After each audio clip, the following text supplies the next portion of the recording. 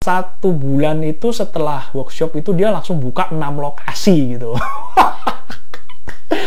Wow, saya sangat amazed gitu ya, saya sangat kagum, saya sangat tercengang gitu. Gila, gimana caranya?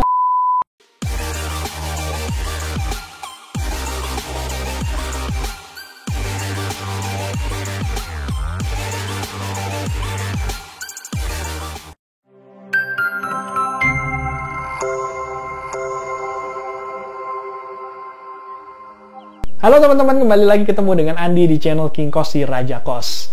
Teman-teman, video ini saya mau meneruskan tentang pengalaman saya mencari properti untuk Indomaret.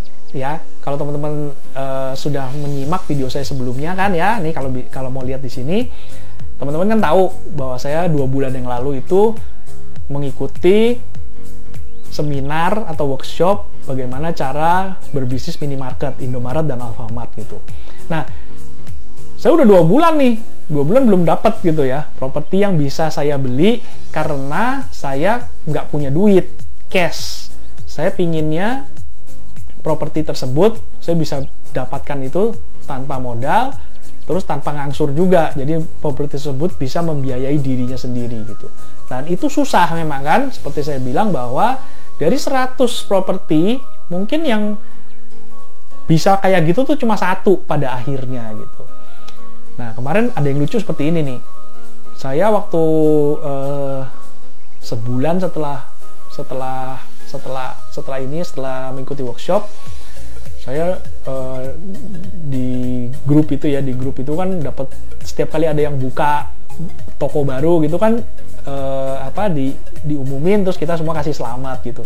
Nah, itu saya mendapat pengumuman bahwa ada yang buka 1 bulan itu setelah workshop itu dia langsung buka 6 lokasi gitu.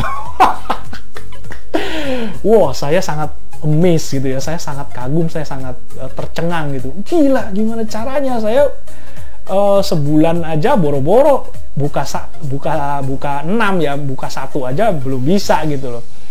Terus waktu itu saya kan tanya-tanya, kok bisa ya, caranya gimana itu? Kalau memang bisa begitu, wah hebat banget ini, saya harus berguru sama dia, saya bayar lagi nggak apa-apa deh untuk belajar lagi gitu. Dan ternyata jawabannya apa? Ternyata jawabannya, orang yang buka 6 itu adalah sultan gitu, duitnya banyak gitu. Waduh, langsung saya ngomong, ya kalau duitnya banyak mah lu nggak usah ikut workshop, lu nggak usah ikut training capek-capek, lu buka sendiri, mau buka 100 juga bisa, mau buka 1000 juga bisa kalau duitnya ada gitu ya. Yang susah-susah ini kan gimana caranya kita ikut workshop itu kan diajarkan gimana caranya kita membeli properti, usaha minimarket itu bisa tanpa modal gitu loh.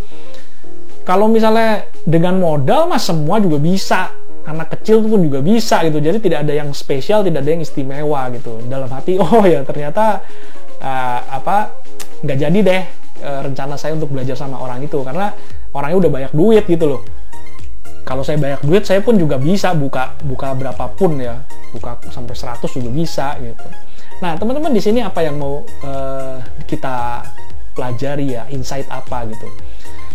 Di balik kesuksesan orang itu biasanya ada faktor X-nya yang mungkin kita nggak tahu ya, mungkin hanya orang tersebut yang tahu dan hanya Tuhan yang tahu. Nah, kalau yang ini aja, yang tadi contoh yang saya kasih itu aja, mungkin kita bisa tahu karena gampang ya, karena orang tersebut cerita sendiri apa adanya. Kalau orangnya itu bohong juga sebenarnya kita juga nggak tahu kan, misalnya dia bohong, dia bilang, oh itu gua nggak pakai modal sama sekali bisa buka 6, itu kan kita juga nggak tahu. Tapi orang tersebut kan jujur bahwa dia membeli itu memang pakai uang sendiri dan dia punya uang itu gitu. Nah, teman-teman makanya kalau ketemu sama orang yang kelihatannya wah, kelihatannya hebat, kelihatannya luar biasa banget gitu ya, nah itu sebenarnya teman-teman nggak usah terlalu istilahnya nggak usah terlalu kagum banget, ngefans banget, fanatisme banget gitu ya. Karena apa? Karena belum tentu orang tersebut sesuai dengan apa yang kita pikirkan. Saya ambil contoh gini, ada satu orang yang dia selalu kan mikirnya dia selalu menggaungkan bahwa dia itu jago gitu ya, dia itu jago dan dia bisa berbisnis dengan sukses di usia yang sangat muda gitu. Nah, Mungkin orang berdecak kagum ya, wah hebat, masih muda udah bisa kayak gitu, masih muda udah sukses, udah bisa berhasil gitu. Nah tapi ternyata setelah digali lebih lanjut lagi, digali lagi lebih detail lagi, ternyata dia adalah anak orang kaya ya. Memang mungkin dia tidak mengambil sedikit pun atau meminjam sedikit pun uang milik orang tuanya, mungkin iya betul. Tapi yang perlu dicermati di sini bahwa modal sukses itu kan nggak cuma duit, ya kan? Modal sukses itu kan bisa ilmu juga, dan yang paling penting adalah network, adalah apa ya istilahnya itu koneksi ya. Kalau zaman dulu itu kan KKN loh. Salah satunya adalah koneksi gitu. Dan orang tua yang kenalan saya itu, dia memang koneksinya sangat luas, koneksinya sangat banyak orang-orang kaya, dan dengan koneksi bank juga banyak, dan akhirnya ya dengan koneksi orang tua tersebut, si anak tersebut dia mendapatkan suatu privilege yang tidak didapatkan oleh orang lain yang mungkin orang tuanya biasa-biasa aja gitu. Nah itu salah satu contoh ya, salah satu contoh di mana orang yang sukses itu biasanya dia storytellingnya itu sangat bagus ya, storytellingnya itu biasanya ya ini ya terutama kalau yang orang yang jualan workshop, jualan seminar itu biasanya dia begini, storytellingnya begini, dia posisi bangkrut gitu ya, dia posisi bangkrut, dia posisi nggak punya uang, dia posisi nol, posisi minus, terus akhirnya dia bisa sukses akhirnya. Habis itu jualan seminar.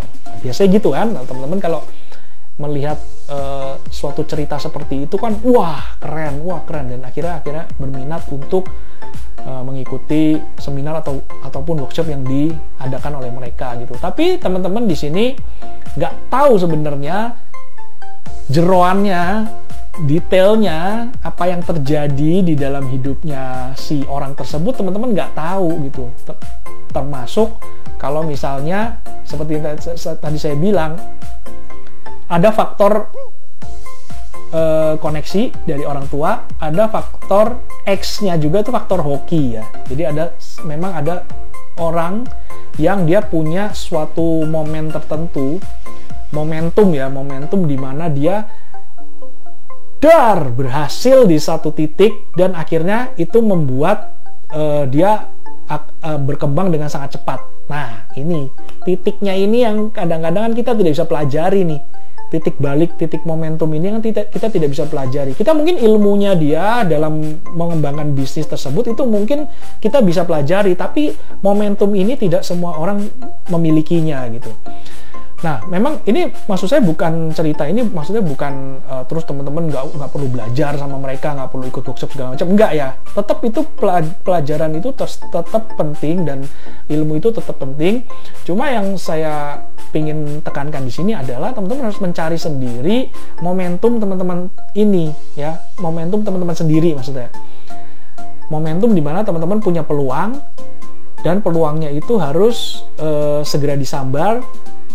Kesempatan itu tidak datang 2 kali kan katanya gitu kan. Nah itu momentum itu yang harus mencari. Untuk mendapatkan kesempatan, mendapatkan peluang momentum itu ya kita harus siap-siap. Siap-siapnya cara gimana ya, kita siap-siap belajar dari guru-guru yang sudah berhasil tersebut. Tinggal nanti kita menemukan momentum tersebutlah yang akan membuat kita sukses. Apalagi kalau teman-teman punya background, misalnya punya koneksi entah dari orang tua, entah dari mertua, entah dari siapapun, dari teman atau dari saudara segala macam, itu akan menjadi lebih baik lagi. Jadi teman-teman, ilmu itu yang paling penting, tapi ada faktor X-nya yang saya bilang itu tergantung takdir, tergantung nasib teman-teman sekalian gitu. Oke teman-teman, itu dulu yang mau saya sampaikan di video ini. Terima kasih sudah menonton. Sampai ketemu di video yang akan datang. Dadah!